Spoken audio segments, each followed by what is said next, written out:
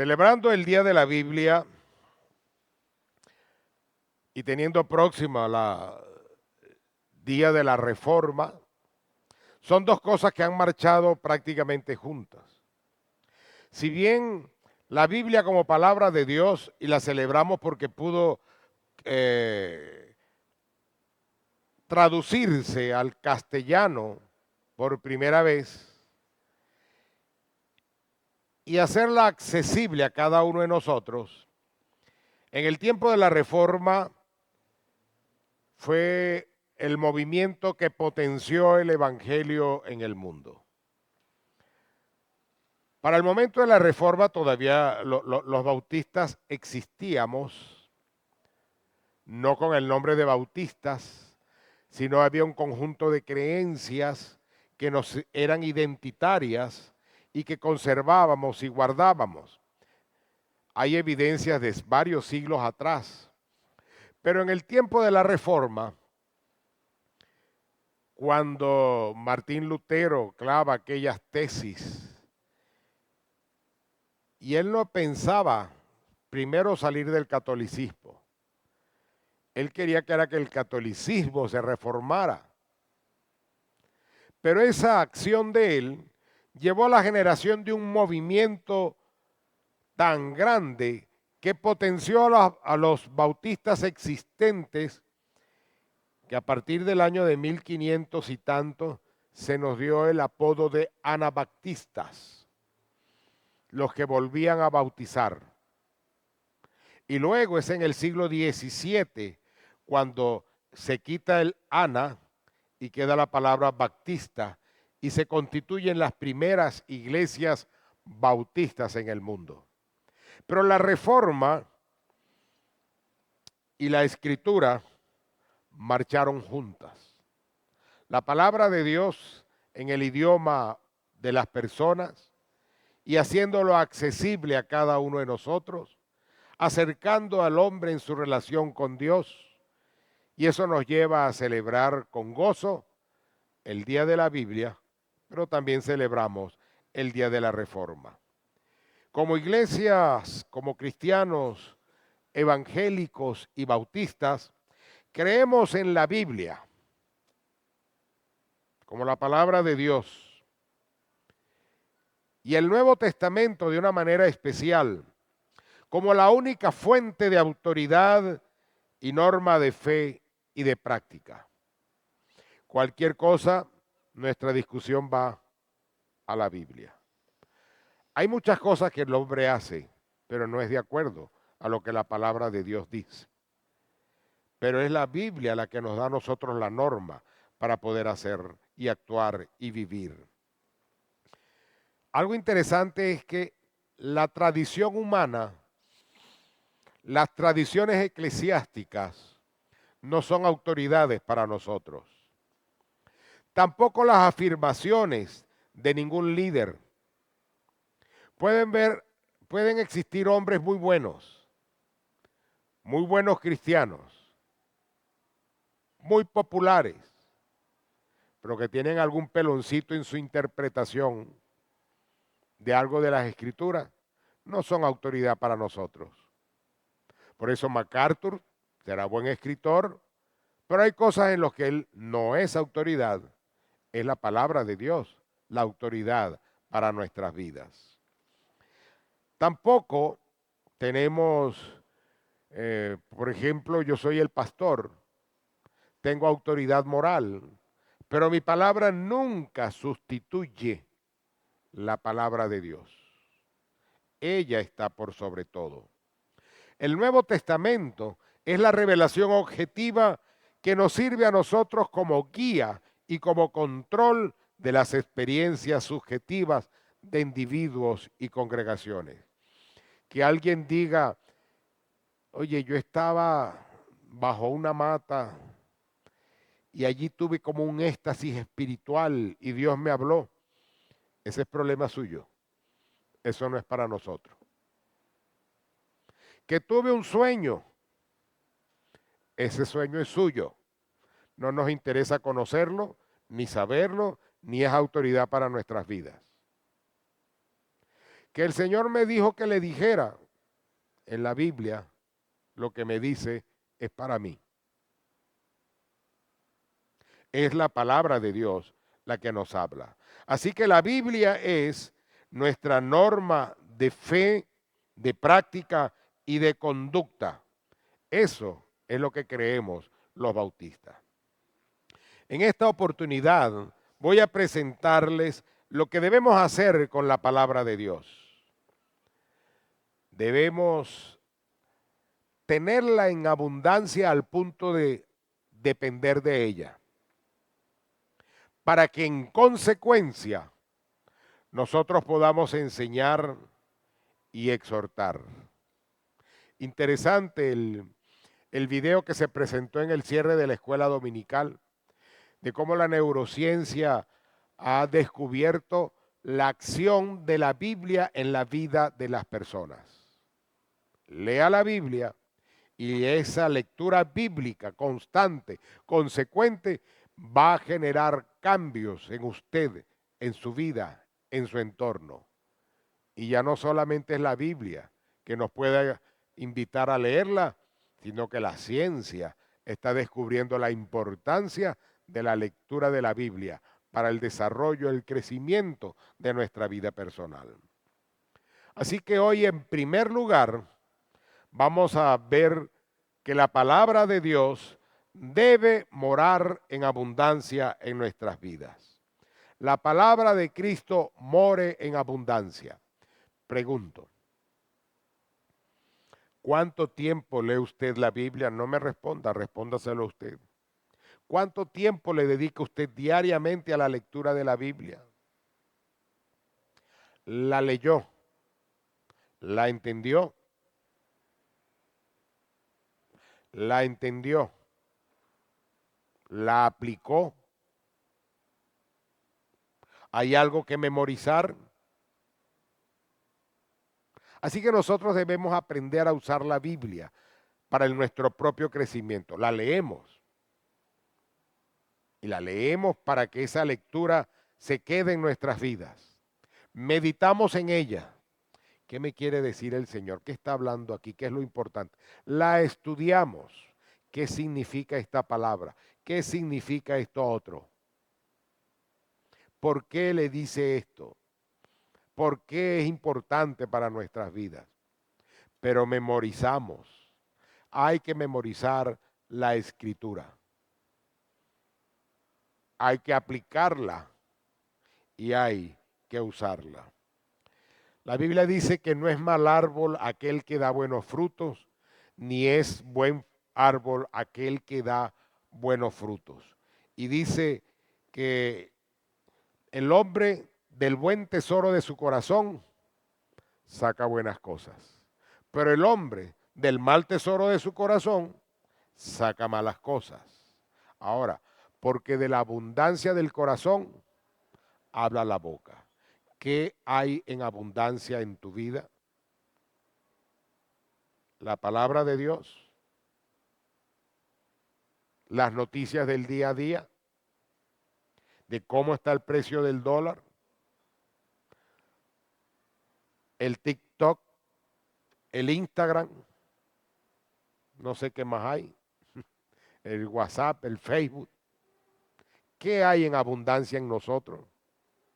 Porque donde esté nuestro tesoro, allí estará nuestro corazón. La palabra de Dios debe debe morar en abundancia en nosotros, porque es una antorcha que alumbra en nuestras vidas. Dice la palabra de Dios en 2 de Pedro 1, 19 y 21, que tenemos también la palabra profética más segura, a la cual hacéis bien en estar atentos, como a una antorcha que alumbra en un lugar oscuro hasta que el día esclarezca y el lucero de la mañana salga en vuestros corazones. Entendiendo primero esto, que ninguna profecía de la Escritura es de interpretación privada ni exclusiva, porque nunca la profecía fue traída por voluntad humana, sino que los santos hombres de Dios hablaron siendo inspirados por el Espíritu Santo. La palabra de Dios es una antorcha que alumbra en nuestras vidas de una manera segura, que alumbra donde es necesario, donde hay oscuridad, y que es inspirada por el Espíritu Santo. De allí tanta importancia para nuestras vidas. ¿Qué valor tiene la palabra de Dios para ti? ¿Norma la palabra de Dios tu conducta, tu vida, tus decisiones? La palabra de Dios debe morar en abundancia porque es una previsión contra el pecado. ¿Alguna vez ha estado usted en un momento de tentación y le llega un versículo bíblico y usted decide lo obedezco o lo olvido? Ese es su problema. ¿Alguna vez ha estado usted en un problema, en una circunstancia difícil y le llegan los textos bíblicos como para darle fortaleza, consuelo, esperanza? Dice la Biblia en el Salmo 119, el versículo 11. En mi corazón he guardado tus dichos para no pecar contra ti. Si nosotros nos dejamos guiar por la palabra de Dios, entonces la palabra de Dios se constituye en una previsión contra el pecado. Una previsión contra el pecado. Salmo 119, versículos 104 y 105. De tus mandamientos he adquirido inteligencia. Por tanto, he aborrecido todo camino de mentira. Lámpara es a mis pies tu palabra y lumbrera a mi camino. Si nosotros guardamos los mandamientos del Señor, nosotros andaremos como Él anduvo, viviremos como Él vivió, seremos dirigidos por Él. Y entonces esa relación y esa dependencia de la palabra de Dios nos hace estar firmes en la fe ante las acechanzas del diablo y para poder repeler el pecado. Dice Primera de Juan 2, 3 al 6. Y en esto sabemos nosotros que le conocemos, si guardamos sus mandamientos. Usted conoce a Jesucristo, usted tiene que guardar sus mandamientos. Si usted no guarda la Escritura, usted no conoce al Señor. El que dice yo le conozco y no guarda sus mandamientos, el tal es mentiroso. Y la verdad no está en él. Pero el que guarda su palabra, en este verdaderamente el amor de Dios se ha perfeccionado. Por esto sabemos que estamos en él. El que dice que permanece en él, debe andar como él anduvo. Y la palabra de Dios se hace presente, se hace abundante. Guarda en su vida la palabra de Dios. Porque esto es una evidencia de lo que nosotros somos. ¿Cómo nos pueden juzgar las personas? Las personas nos juzgan por lo que ven, por lo que oyen, por lo que hacemos. Pero ¿qué oyen de nosotros? ¿Qué ven en nosotros? ¿Qué ven en nosotros? Así que esto se constituye en una exigencia para cada uno de nosotros los creyentes en Cristo Jesús. La palabra de Dios debe morar en abundancia en nuestras vidas, porque esa es una condición para la felicidad. La palabra bienaventurado significa feliz, felicísimo. Algunos han dicho 3 veces feliz, 7 veces feliz, 10 veces feliz, porque cada una de esas números tiene un significado. El 3 simboliza a Dios, el 7 a Jesucristo y el 10 a lo perfecto, a lo eterno. Entonces, feliz, feliz. Y dice el Salmos 1, los versículos 1 y 2. Bienaventurado el varón que no anduvo en consejo de malos, ni estuvo en camino de pecadores, ni en silla de escarnecedores, de burladores se ha sentado, sino que en la ley de Jehová está su delicia. ¿En qué se deleita? La lectura bíblica para usted es un deleite, es un castigo, es un martirio. Tengo que leerlo porque tengo que cumplir, porque tengo una competencia o porque, bueno, tengo que hacer tantos capítulos en el día, en el mes, en el año. Pero es un deleite para usted. Y aquella persona que se deleita, medita en la palabra de Dios de día y de noche. En consecuencia, será como árbol plantado junto a corrientes de aguas, que da su fruto a su tiempo, su hoja no cae y todo lo que hace prosperará. Se deleita en la palabra, medita en ella, da frutos y prospera, y prospera. La palabra de Dios debe morar de manera abundante en nosotros, porque esta es la demostración de que hay interés por ella. Cuando usted está en algo que no le gusta, usted está compenetrado, lo carga para arriba y para abajo. Le han mandado a ver, tal vez en la escuela, en el liceo, en la universidad, hacer la lectura de un libro fastidioso. Y qué fastidio, tengo que leer esto. Ay, caramba. Y entonces usted acude a Google a ver quién opina sobre este libro. Y ahora recurre a la inteligencia artificial para que le haga el resumen o para que le haga esto o para que le haga lo otro. Pero qué fastidio. Pero ¿qué es para usted la escritura? ¿Se interesa por ella?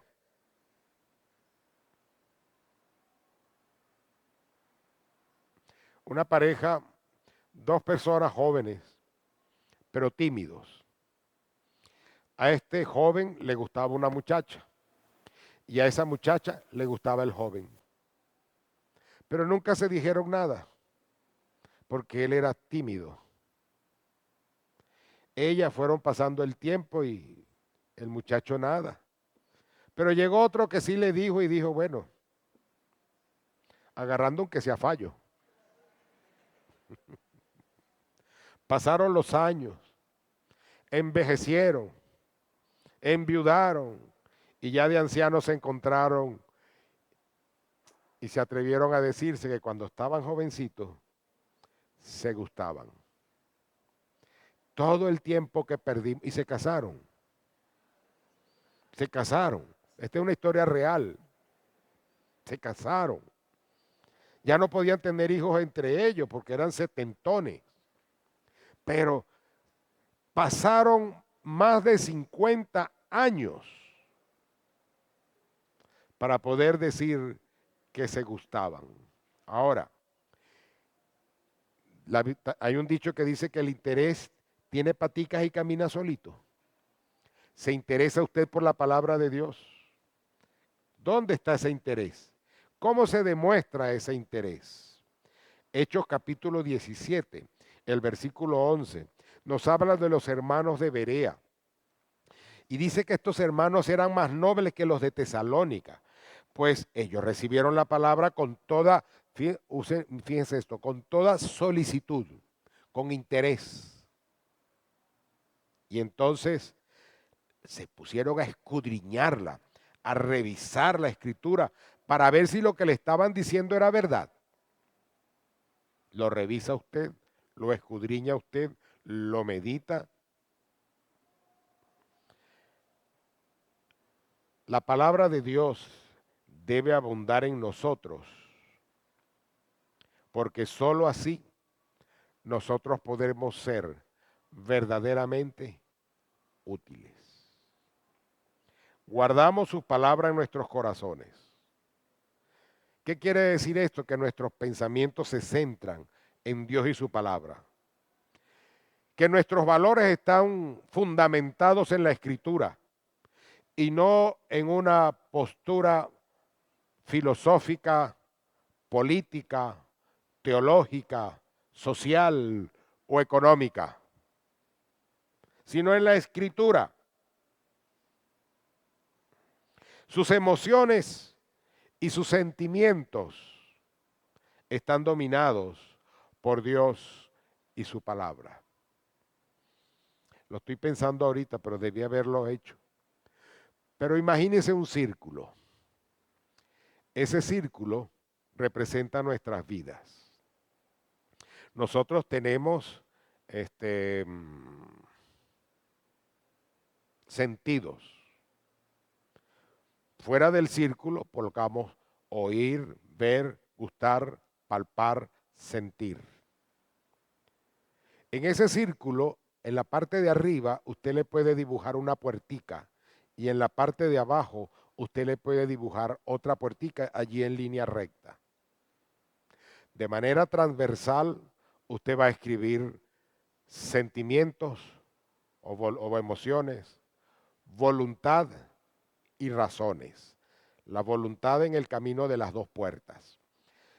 Nuestra vida está expuesta a dos puertas. La puerta de arriba, por la cual Dios nos habla. La puerta de abajo, por la cual el diablo trata con nosotros.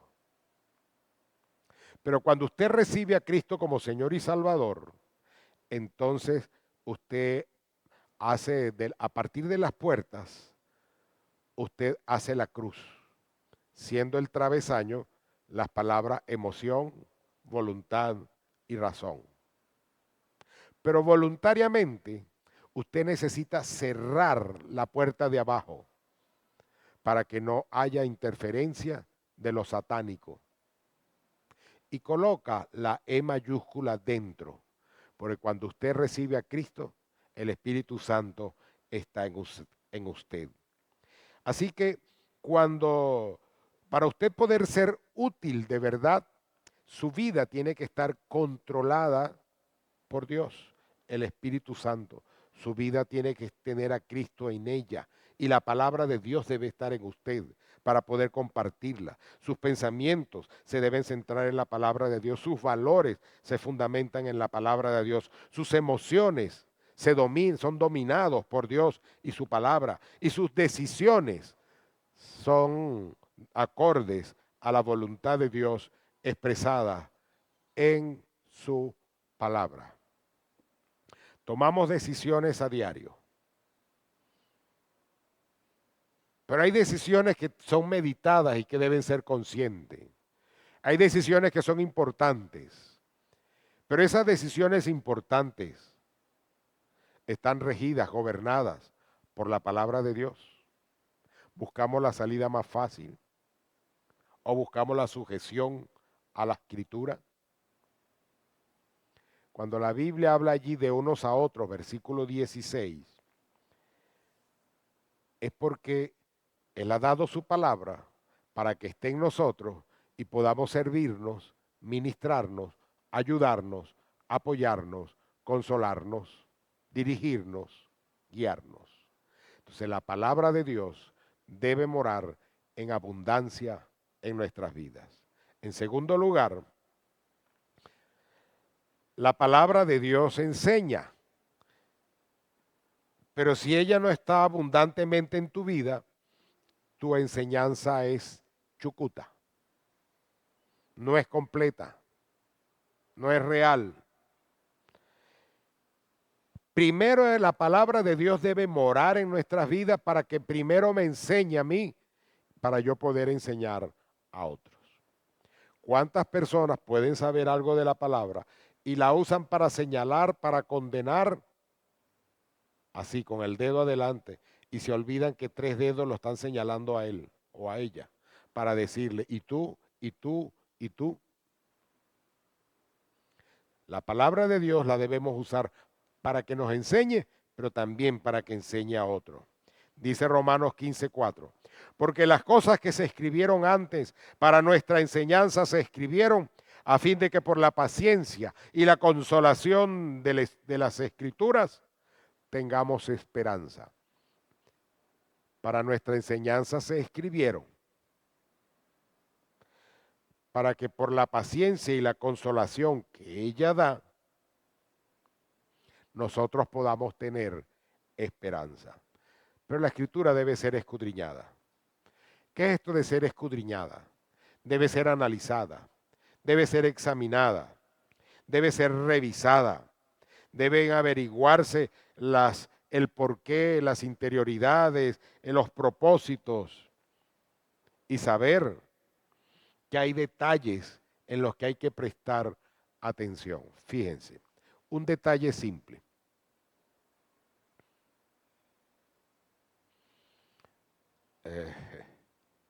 Cuando estaba Jesucristo en la cruz, Él le dijo al ladrón, de cierto te digo, hoy estarás conmigo en el paraíso. Detalles. En los manuscritos antiguos dice, hay una comita, vamos a decir así, de cierto te digo, hoy estarás conmigo en el paraíso. Quienes han querido violentar las escrituras para ajustar que las escrituras estén acorde a lo que ellos dicen, quitaron la coma de su lugar y la pusieron a decir, de cierto te digo hoy, estarás algún día, alguna vez en el paraíso. Un detalle, algo mínimo, pero usted tiene que averiguar si es cierto ese detalle. ¿Y cómo lo va a averiguar? Ok, no sabe griego, no sabe hebreo, pero hoy tenemos recursos tremendos. Hay una aplicación que se llama Biblia Todo. Usted allí incluso puede buscar versiones, traducciones de la Biblia. Tiene grandes comentarios, muy buenos comentarios, y tiene unos muy malos también. Pero tienen, por ejemplo, el de Jamieson, Fawcett y Brown, tiene la Biblia Mundo Hispano, tiene el comentario de la Casa Bautista de Publicaciones, en fin, hay una cantidad de comentarios buenos. Revise qué dice, qué opina este comentario. Está Matthew Henry. Había uno y no sé por qué lo quitaron, porque el comentarista es excelente, Barclay. Excelente, tiene problemas con algunas cosas, cómo interpreta él los milagros de Jesús, pero sus análisis, su descripción es bueno. Entonces vale la pena, escudriñelo, búsquelo. Ya usted no necesita tener 100 libros en la casa, porque los consigue para analizar, para revisar, para darse cuenta. Juan 5:39. Escudriñad las escrituras, porque a vosotros os parece que en ella tenéis la vida eterna, dijo Jesucristo, y ellas son las que dan testimonio de mí. La enseñanza bíblica nos ayuda a nosotros a librarnos del error, a librarnos en caer en problemas comunes o no comunes, errores. Y nosotros debemos apegarnos a la enseñanza, porque no solamente nos libramos nosotros, sino que podemos ayudar a otro a librarse del error. Ayer alguien me hacía una pregunta usando un texto malinterpretado en Hebreos 6, porque es imposible que aquellos que cayeron vuelvan a arrepentirse para salvación. Claro que es imposible, porque las personas no son salvas dos veces, pero hay que arrepentirse para reconciliación y para restauración. Esa es otra cosa, porque la salvación es una vez. No sé si me doy a entender. Usted tiene que escudriñarla para poder librarse del error. Dice Mateo 22:29. No aparece allí, mira. Está bien. Ah, sí. Ahí está.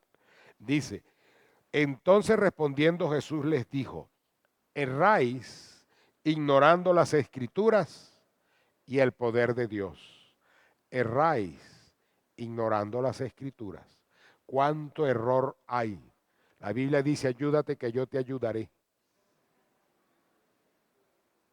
y así ponemos inventos y decimos cosas. Porque la Biblia dice Dios y hombre. Erráis ignorando las escrituras y el poder de Dios. La palabra de Dios nos enseña al mostrarnos a nosotros el camino que debemos andar. Jesucristo llegó a decir, el que oye mi palabra y crea al que me envió tiene vida eterna y no vendrá a condenación, mas ha pasado de muerte a vida. Oye mi palabra, crea al que me envió.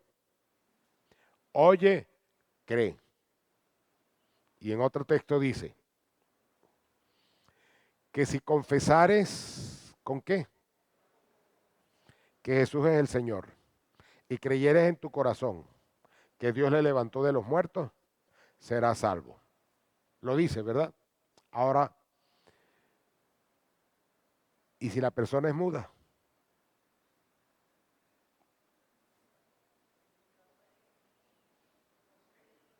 Dios conoce la mente y la persona habla en la mente. Es confesar a Cristo como Salvador.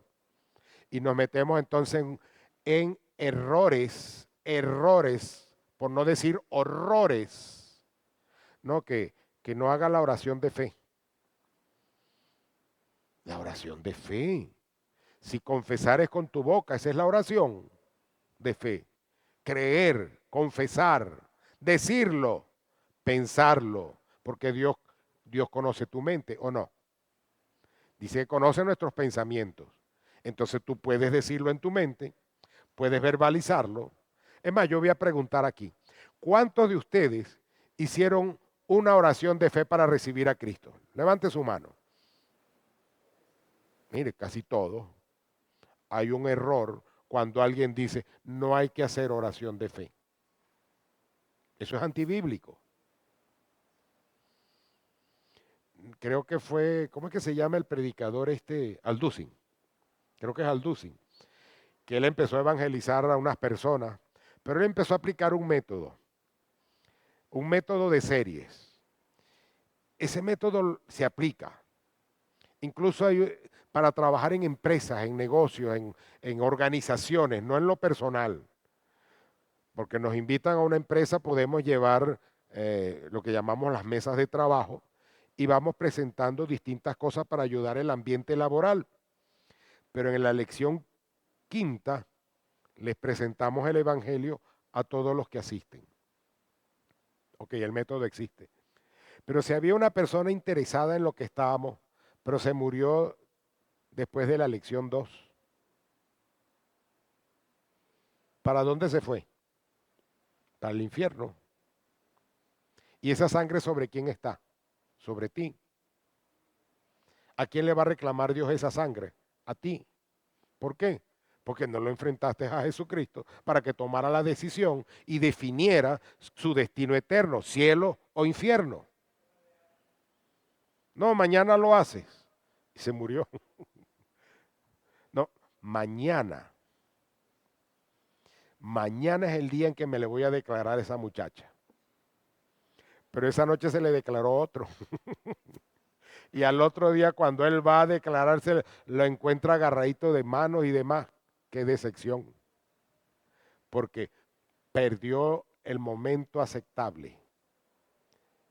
No le dio la oportunidad de tener el día de salvación. Así que nos muestra el camino. Y Jesucristo mismo nos dice a nosotros que en Juan 14:6, yo soy el camino, la verdad y la vida. Nadie viene al Padre sino por mí. ¿Por quién se llega al Padre? Así que no vale que digamos ruega por nosotros.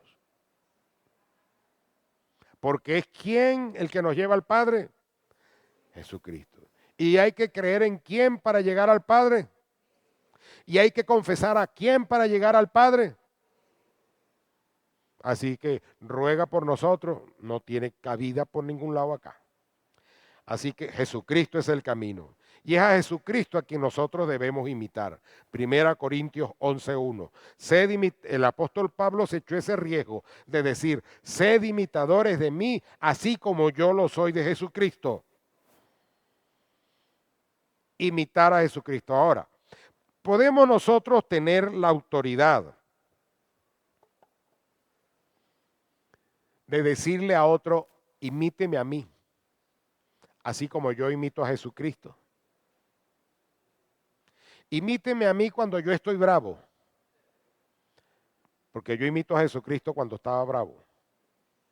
Imíteme a mí cuando echo broma, porque yo imito a Jesucristo cuando echa broma, cuando echaba broma, cuando se jugaba, dice uno. Pero dice Hebreo que el Señor le dio a Jesucristo, tenía un espíritu alegre más que a todos los hombres. Entonces, ¿a quién imitamos? Ese es el propósito del llamado de nuestro Señor y es el ejemplo que hemos recibido. Primera de Pedro 2:21. Pues para esto fuisteis llamados, porque también Cristo padeció por nosotros, dejándonos ejemplo para que sigáis sus pisadas, para que sigáis las pisadas del Maestro. Las enseñanzas de la Escritura son pertinentes a toda cultura y a todo tiempo. Valieron hace 2000 años, valen hoy también y tendrán valor mañana. Son para nosotros los venezolanos, para los chinos, para los africanos, para los norteamericanos, para los de cualquier lugar del mundo. La palabra de Dios se aplica a toda cultura y a todo tiempo. Y la palabra de Dios no puede ser quebrantada. Eso también nos dice a nosotros la Escritura. Pero pareciera que es fácil para nosotros quebrantarla. Le pido perdón hoy, me arrepiento y después sigo. Y estamos quebrantándola, quebrantándola. Yo la he quebrantado. Yo no he sido manso en algunos momentos. Una oportunidad nos invitaron a una cuestión de una universidad cristiana y me encontré con 3 sorpresas. La primera sorpresa fue que cuando llegamos nos llevaron hasta un lugar de honor, de privilegio. La segunda sorpresa era que la universidad nos tenía un reconocimiento. La tercera sorpresa, que fue la mala para mí, que fue donde no fui manso ni humilde, es que delante de mí sentaron a quien como evangélico hizo un acto político y montó una cuestión y lo declaró no sé qué más al presidente de la República. Y el predicador hablaba y yo de atrás le decía, eso es cierto, hay que salir de esto. Y hay que no sé qué más, y no sé qué otro. Pero yo me iba poniendo bravo en el momento que yo iba diciendo las cosas. Menos mal que reaccioné a tiempo. Y yo, no, yo mejor me callo porque estoy metiendo la pata. Estoy haciendo lo que no es. Porque hasta me provocaba darle un cocotazo. ¿Transgredimos? Sí. Unos más que otros. Unos por ignorancia, otros por soberbia, otros porque les dio la gana. En fin, como sea. Pero la palabra de Dios no puede ser quebrantada, transformada, cambiada. A la Biblia no se le puede añadir ni quitar. Apocalipsis 22, 18 al 19. Quítele, agréguele y usted recibirá las consecuencias. Aquí había una familia, ellos se sentaban en las últimas bancas de este lado. Él, arquitecto, su esposa, diseñadora de interiores, y sus hijos. Él me empieza y me habla y me invita un día a su casa. Y cuando estoy allá en su casa, me dice, mire pastor, la Biblia que me mandó mi hermano de allá de los Estados Unidos, tremenda Biblia. Ajá. Uno está acostumbrado, vamos a revisar cómo dice este versículo bíblico. ¿cómo tradujeron esto? Y cuando empiezo yo a revisar, digo, Dios santo, ¿de dónde salió esto? ¿Qué es esto? Pero yo no le decía nada, pero yo estoy escandalizado por todo lo que ahí dice. Volteo la página, al final, atrás, era una Biblia tapadura, color verdecito, y aquí decía, esta Biblia fue traducida de los originales, santo Dios, por el rabino David Ben Abraham. Yo dije que sabe burro de chicle. Yo conozco a David Ben Abraham y no es judío, es cubano. Él se escapó de Cuba por el puerto de Mariel y vino a dar aquí a Venezuela. Y era hijo de un pastor. Y aquí pastoreó la iglesia, la Faith Baptist Church, y fundó la iglesia bautista La Fe en Maracaibo. Se fue de Venezuela, gracias a Dios. Y por allá se convirtió en el rabino, con escolta, multimillonario. Dirige esa secta de los mesiánicos a nivel de América. Con razón que había tanto error. El interés era otro. Entonces, a la Biblia no le podemos añadir ni quitar.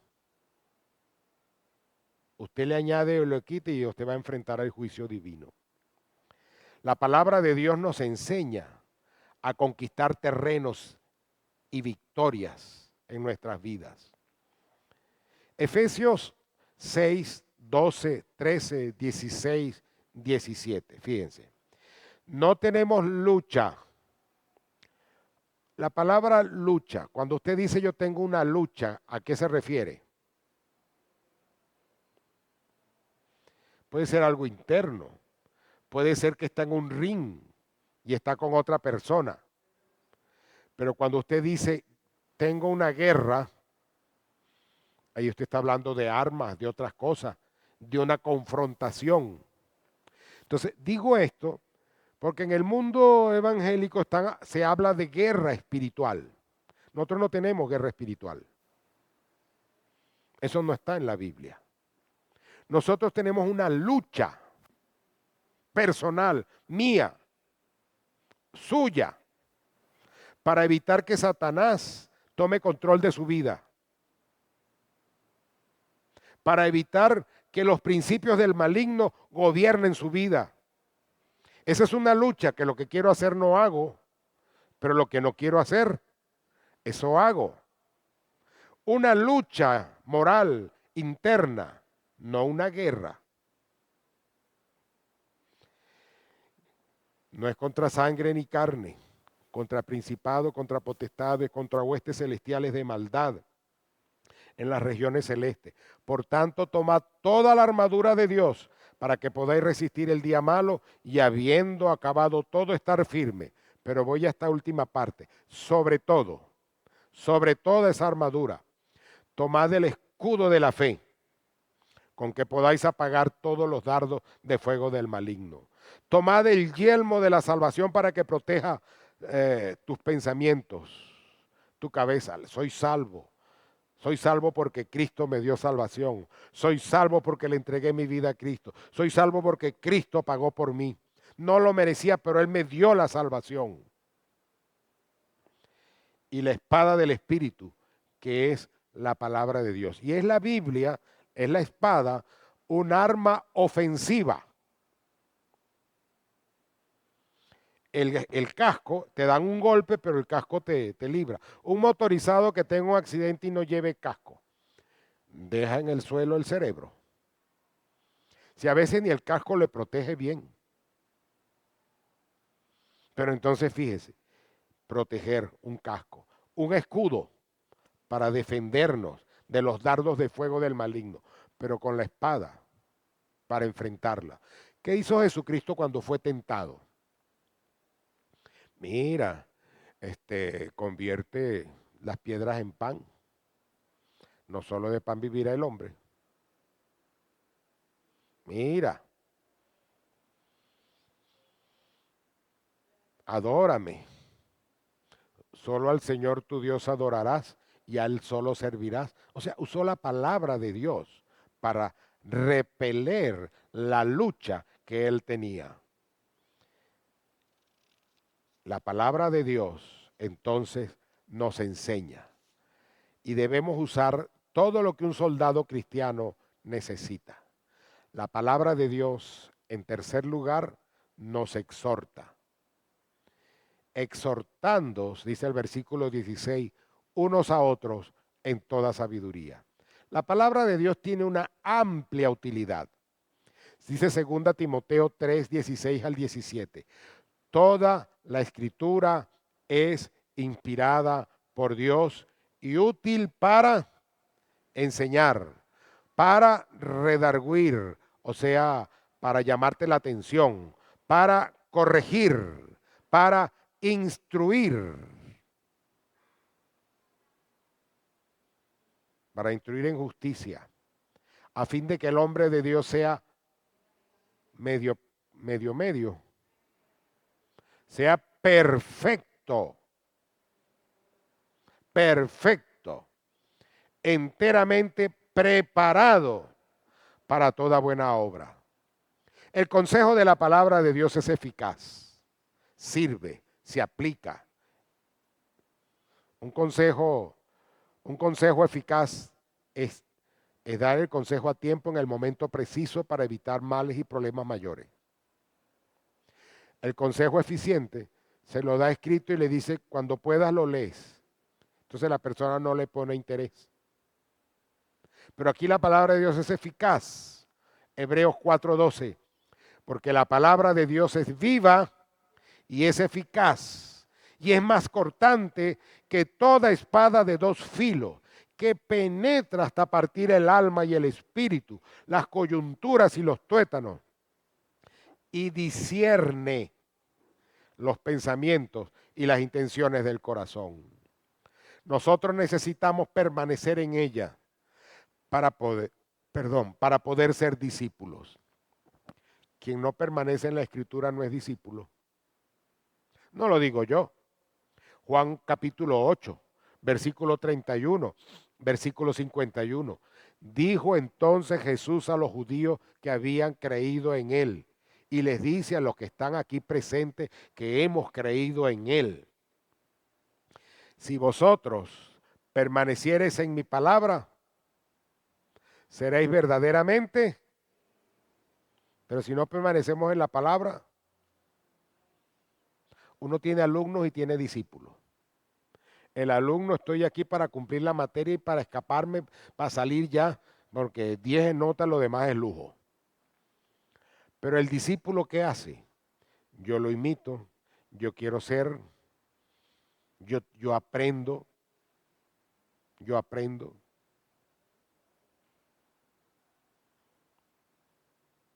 Y uno imita a quien quiere imitar. Entonces, uno se hace discípulo en ese apropiarse del concepto, pero apropiarse también del modelo a quien seguir y a quien ver. No hemos leído el versículo, ¿verdad? Pero allí lo tienen. Seréis verdaderamente mis discípulos si permanecéis en mi palabra. De cierto os digo que el que guarda mi palabra nunca verá muerte. Y no habla de muerte física, sino de muerte espiritual. Así que se espera que nosotros pongamos en práctica la palabra de Dios, que nosotros la pongamos en práctica, que no seamos solamente personas que escucha y se olvida. Escucha y se olvida.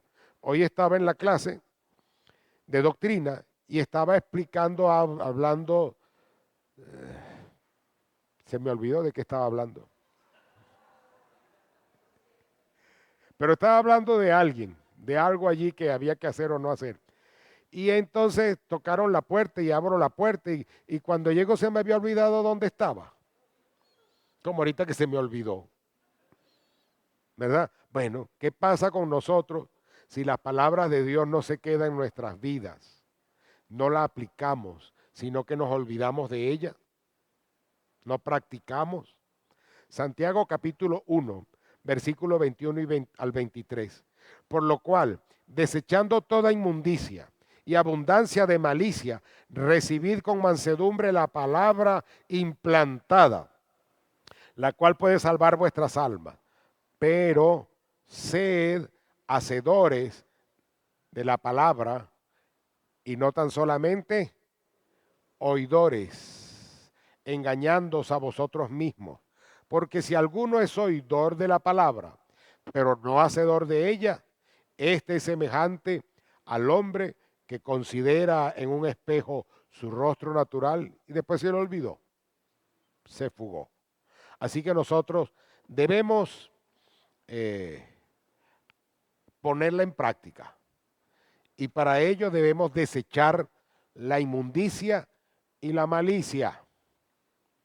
La inmundicia, el pecado, la malicia, porque está diciendo eso es conmigo. ¿Qué está pasando? Y entonces nos ponemos maliciosos o a hacer mal. El chisme es malicioso. Y compartimos y hablamos y decimos. Y antes, mira, te voy a contar algo. Esto aquí entre nosotros, ¿no, Padre? Se queda entre nosotros acá. Pero todo el mundo lo sabe después. Y es entre nosotros. O sea, pero ¿qué hay? ¿Qué hay en el decirlo? Malicia. Causarle daño al otro. Desprestigiar al otro. Sembrar dudas en el otro. Cuidado, entonces. Debemos recibir la palabra con mansedumbre. La palabra de Dios corrige, sí. Aceptemos que nos corrigió. Debemos convencernos que debemos convertirnos en hacedores y no solamente oidores de la Escritura. El aprovechamiento de la palabra de Dios nos establece y nos fortalece. En este sentido, nos exhorta, pero al estar nosotros a la vez establecidos y fortalecidos, tenemos la Escritura para exhortar también a otros. Mateo 7, 24 y 26.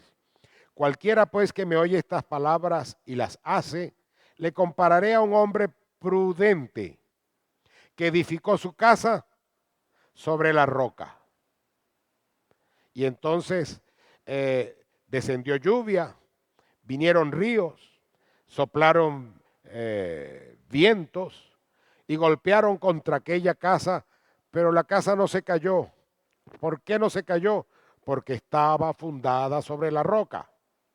Pero cualquiera que me oye estas palabras y no las hace, le compararé a un hombre insensato que edificó su casa sobre la arena. ¿Sobre qué estamos edificando nuestras vidas?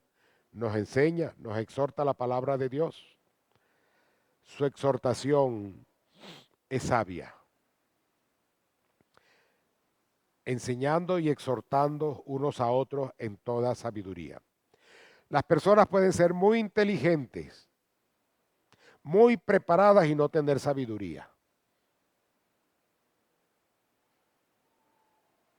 Podemos tener personas con un montón de doctorados encima y no ser sabios. La sabiduría es la capacidad de usted saber usar lo que sabe, lo que tiene para beneficio, para ayudar, no para destruir, para transformar, para cambiar para bien las cosas. Pero cuando no hay sabiduría, el conocimiento envanece y la inteligencia se oscurece, se tapa. Dice el Salmo 19, versículos 7 y 8. La ley de Jehová es perfecta, que convierte el alma. El testimonio de Jehová es fiel, que hace sabio al sencillo. Los mandamientos de Jehová son rectos, que alegran el corazón. El precepto de Jehová es puro, que alumbra los ojos. Pescadores sencillos aceptaron al Señor, fueron salvos. Hombres muy preparados como los fariseos y los saduceos los rechazaron. No tenían sabiduría. ¿A dónde pararon? Al infierno. La ley de Jehová nos enseña, hace sabio al sencillo, y hay que aprender entonces a asimilarla y a tenerla para poder usarla con sabiduría para ayudar a otros. Ya para concluir, hoy les dije que la palabra de Dios debe morar en abundancia en nuestros corazones, en nuestras vidas, y para que en consecuencia ella nos enseñe y nos exhorte, nos enseñe y nos exhorte. Ahora, ¿qué lugar juega la Biblia en tu vida?